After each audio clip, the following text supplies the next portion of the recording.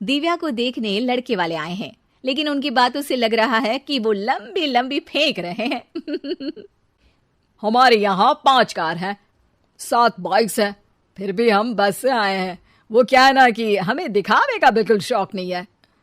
बड़ा नेक ख्याल है बेटा। लेकिन खुद की गाड़ी में बैठना दिखावा थोड़ी ना होता है। अरे हम दिल्ली से आए हैं, वहाँ पोल्यूशन बहुत है ना, तो हम गाड़ी में नहीं निकलते हैं। हाँ, ये उससे भी बड़ा नेक ख्याल है बेटा। लेकिन अगर आपको पोल्यूशन की इतनी चिंता है तो घर में 5 कार और 7 बाइक क्यों रखी है? अरे इतने पैसे हैं, फुर्सत में क्या करेंगे, कुछ ना कुछ खरीद लेते हैं। अभी पिछले ही हफ्ते एक हेलीकॉप्टर खरीदने का सोच रहा था। तो क्यों नहीं खरीदा? अरे उसके पंखे हवा ज्यादा देते हैं, हमारी माँ को ठंड बहुत लगती है ना, अब बुजुर्गों का ध्यान रखना पड़ता है ना। अरे वाह वाह, ये तो बहुत बड़ा ऊंचा और नेक ख्याल है। हम कैसे मान ले कि ये लोग झूठ नहीं बोल रहे हैं? अरे हमारा परिवार झूठ नहीं बोलता।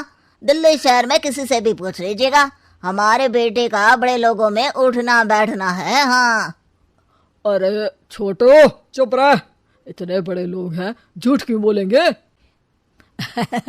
हमारी फैक्ट्री है, और ऐसी फैक्ट्री कि यहाँ ग्राहक आया, इधर सामान बनाया जल्दी जल्दी, और हम हर काम ना जल्दी करते हैं। हाँ वही तो, तब जल्दी जल्दी अपनी बेटी का हाथ हमारे बेटे के हाथ में दे दीजिए। दिव्या के पिताजी दिव्या के भाई छोटू की एक भी बात न मानते हुए दिव्या की शादी दिल्ली के इस फेंकू परिवार में करवा देते हैं। जब दिव्या ससुराल पहुंचती है तब आपकी कार्स और बाइक्स कहाँ है? मुझे बाहर जाना था किसी काम से।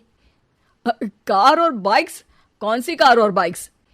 अरे जब आप मुझे देखने आए थे तो कहा था ना कि आपके यहाँ 5 कार्स हैं और 7 बाइक्स हैं। हाँ हाँ, उस दिन थी, आज नहीं है। है? आज कहाँ गई? अरे जिनकी थी वो ले गए।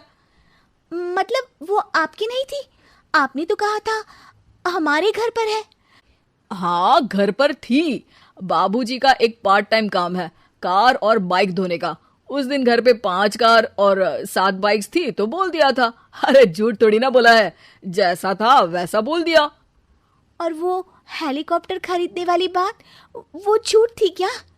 अरे बिल्कुल नहीं, शहर में एक नई कंपनी आई है पंखे की, जिसके पंखे बड़े हैं, कंपनी का नाम हेलीकॉप्टर रखा है। जब लेने गए तो हवा बहुत तेज फेंक रहा था, तो माँ ने बोला ठंडी लगेगी बेटा। वैसे भी दिल्ली में ठंड ज्यादा होती है ना। झूठ कहाँ बोला मैंने, जैसा था वैसा बोल दिया। हे भगवान, और वो फैक्ट्री वाली बात, इधर ग्राहक आया उधर सामान तैयार।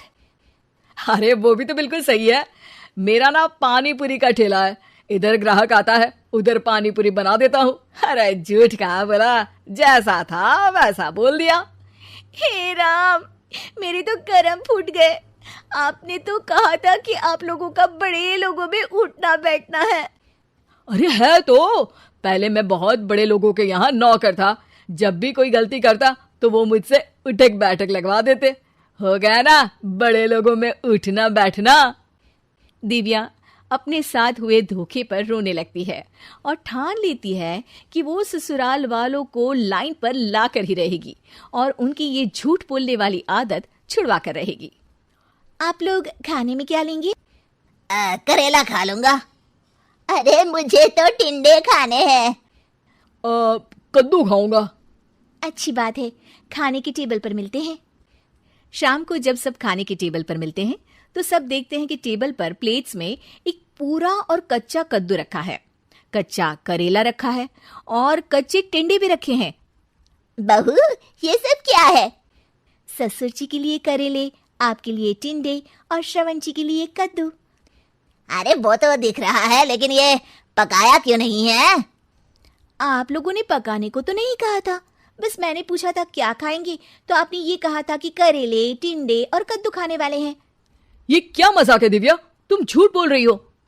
अरे मजाक कहाँ है, आपने कहा कद्दू खाएंगे तो खाइए, ऐसी थोड़ी ना कहा था कि पका हुआ खाएंगे। और वो आप क्या कहते हैं, जैसा था वैसा बोल दिया। झूठ कहाँ बोला मैंने? दिव्या की बात सुनकर, समझकर सब शर्मिंदा हो जाते हैं और उन्हें अपने किए और झूठ बोलने की आदत पर पछतावा होता है।